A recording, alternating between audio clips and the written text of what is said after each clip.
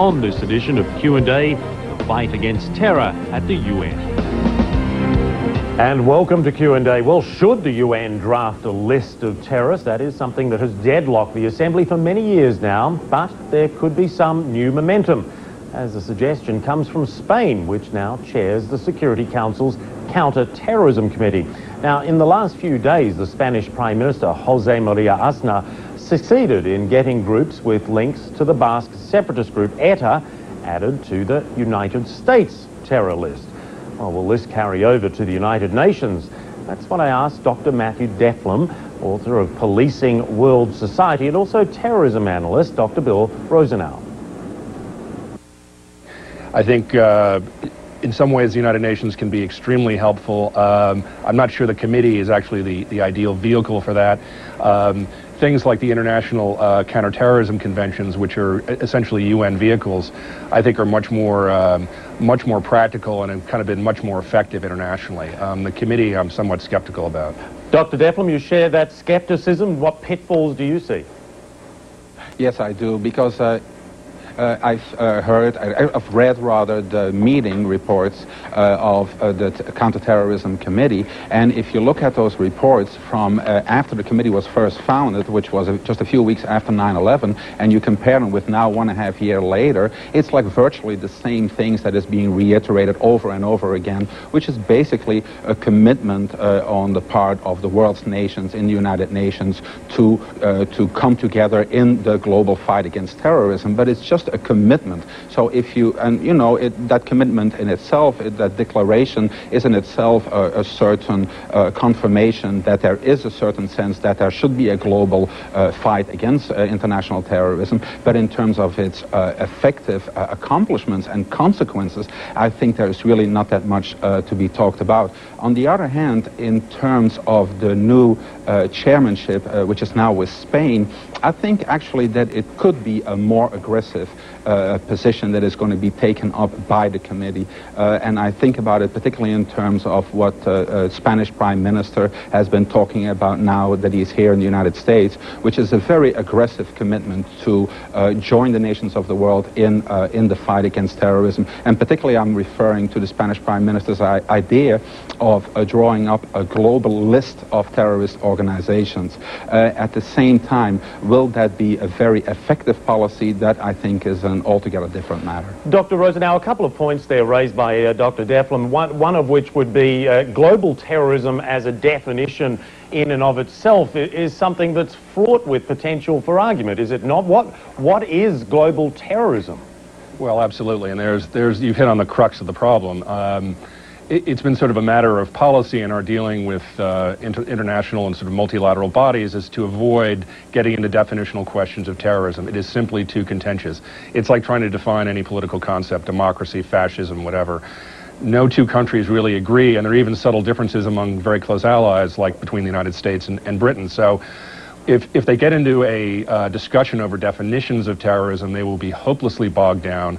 And on top of that, it opens a kind of another Pandora's box. And I'm thinking of organizations like the African Union, which seriously considered in their definition of terrorism, allowing basically an exemption for legitimate anti-colonial people struggles.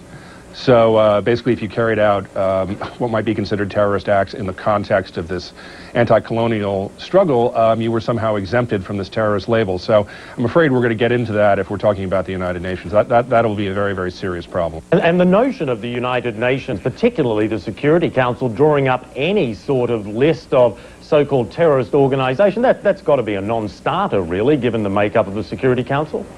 Well, absolutely, and you know, getting these countries to agree on what's a terrorist group and what's not, and you know, getting the United Nations Sanctions Committee to agree to the sanctions list, the list of organizations proposed by the Bush administration was very long, very protracted, very painful.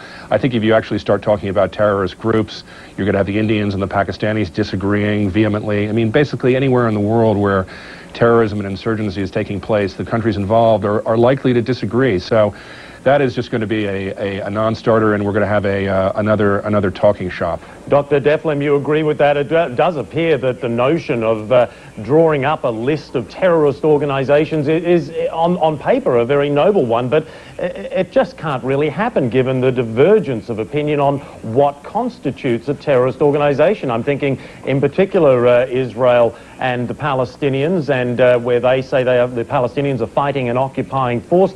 You have the same sort of argument or similar arguments in places like Chechnya. You have the same arguments India, Pakistan, Kashmir.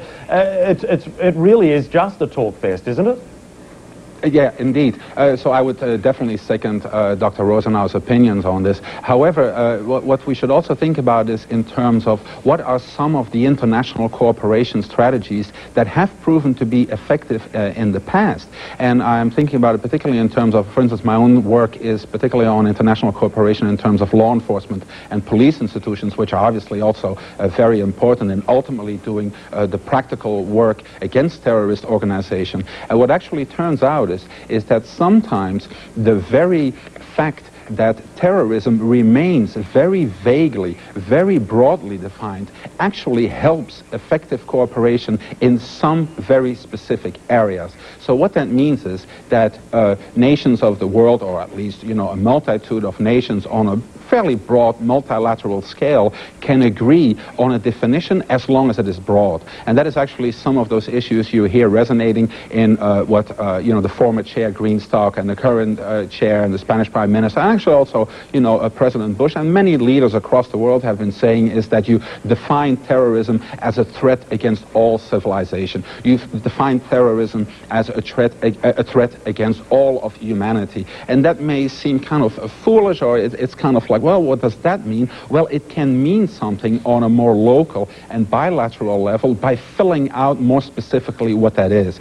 But it's indeed, like you said, that can create enormous problems, for instance, in terms of, Palestinian-Israeli conflict, Pakistan, Indian, many other examples, of course, that you could give where, one nation's terrorist is another nation's freedom fighter and so on. However, if you focus it more specifically on certain terrorist groups that, well, to put it somewhat cynically, that have clearly proven to be terrorists, where there's no doubt about their means and their strategies and so on, then you can actually fill that out concretely, and you can come up with something more distinctly that may have certain concrete ramifications. And in that sense, although I'm very skeptical about any kind of terrorist organizations list that has, that is based on a common denominator across the world, if it is more focused, even the United Nations can come up with a list. And so obviously here the example is Al-Qaeda. There is a United Nations approved list of Al-Qaeda persons and organizations, but of course they are all united by the very fact that they are, that they are linked to Al-Qaeda, and that since and because of 9/11, the terrorist nature of Al-Qaeda is not questioned anymore. Dr. Rosenau, that is an interesting point.